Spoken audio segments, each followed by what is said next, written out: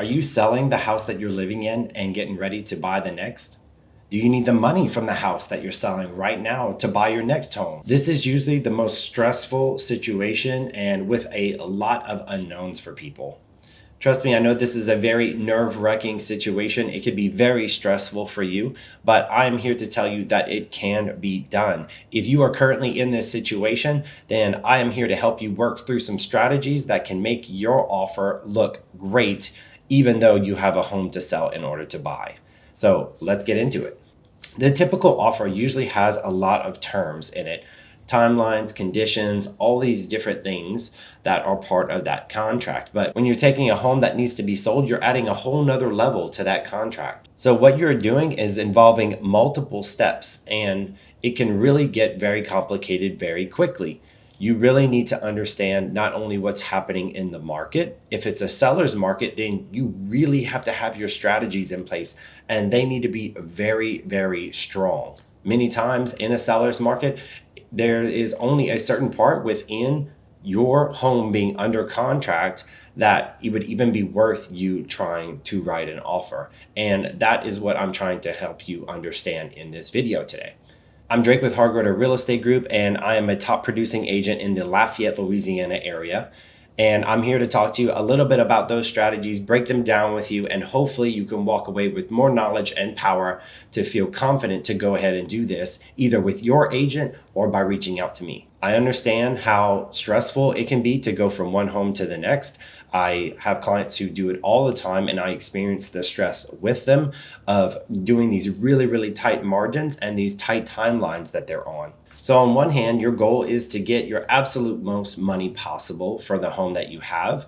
And then your goal is to get a good price or a decent deal on the next home that you want. But in a competitive market, if you have that baggage, is what we call it, of your home needing to be sold, it's really hard for you to throw down a really competitive offer on the next property. Well, just how competitive do you need to be? Well, that's based on the market and you being educated and updated on it. If you're curious about what's going on in the market, you are welcome to reach out to me. I would be happy to send you a market update so you know what's going on in the market. Or you can also tune into my channel. I do post different market updates and help you to know what's happening in the market currently.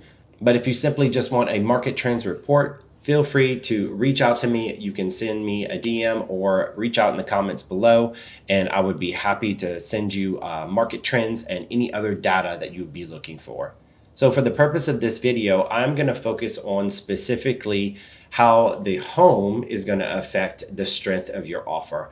We're not going to talk about the other terms that all can affect the strength of your offer within the offer. That is for another time. But in this specific video, we're just going to talk about actually the strength of your offer in pertaining to your home that needs to be sold. That portion only.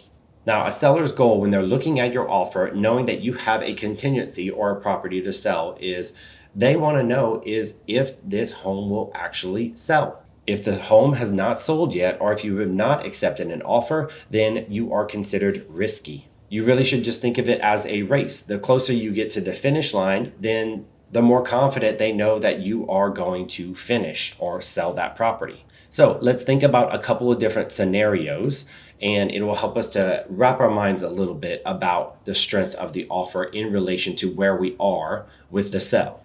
So scenario one, my house is not on the market yet, and then I'm putting in an offer.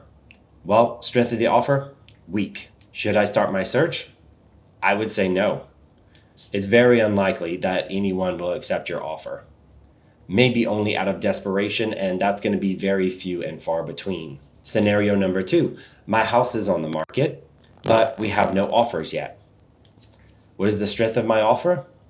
I would say weak. Should I be actively searching for properties? Yeah, start popping around, start looking at properties and getting an idea of what you want. But should you be putting an offer on any properties? Probably not. So scenario number three, I've accepted an offer on my property, but none of the contingencies have been lifted. By contingencies, I mean we haven't gotten past inspections, we haven't got past appraisal, things of that nature. So strength of my offer would be weak. And should I start my search? absolutely you should be looking at properties and you should be seriously training your eye to find the right place. But putting an offer on the property, you are still going to be considered risky. Scenario number 4, I have an offer on my property and we've had one or two of the contingencies lifted. I would say your strength of your offer is getting to moderate. Should you be looking?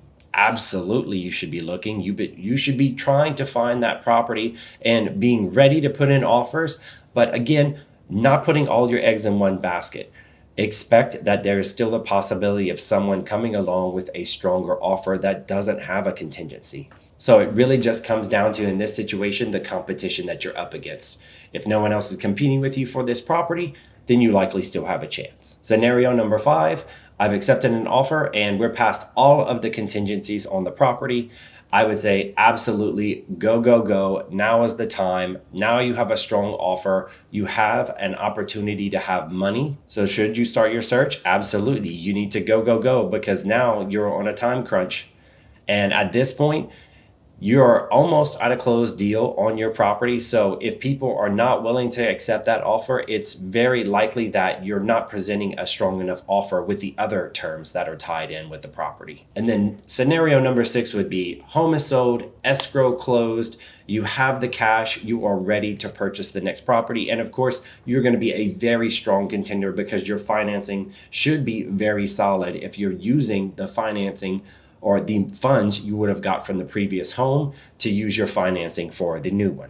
So don't want to go into this with your eyes wide open and no idea. So you're worried about navigating this very confusing and very tedious situation and not really sure how you're going to go about it. Well, that's what my market reports are for. That is what my guides are for. That is what these videos are for, to help you have more knowledge and know that I can be a valuable resource of information to you. So if you have any questions or would like any help with this matter, please reach out to me. I would be happy to hear from you. Or you can feel free to leave any comments or questions that you have below. I would be happy to answer those for you there. If you want to know more about how to sell and then buy in this current market, or better yet, how to win a great deal in this market, please feel free to call me or shoot me a text message. I would love to hear from you. I would be honored to work with you. If you liked this video or any of the information you found helpful, please remember to like, follow, and subscribe, and I will see you guys in the next video.